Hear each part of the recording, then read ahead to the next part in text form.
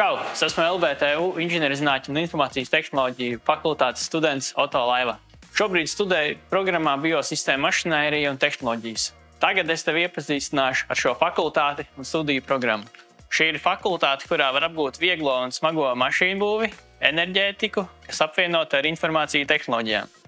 Šī ir programma, kurā tu vari apgūt mobilos robotus, datorizēto projektēšanu ar SolidWorks, iegūto programmēšanu inženieriem, mērīšanas tehnikas, mehatroniku, spēkratu tehnoloģijas, industriālo automatizāciju, atjaunojamo enerģiju, dinamisku sistēmu modelēšanu, bezpilota gaisa kuģu pielietojumu, kā arī digitālos risinājumus lauksaimniecībā.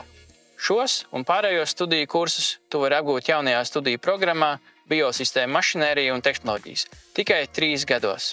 Ko esam iemācījušies?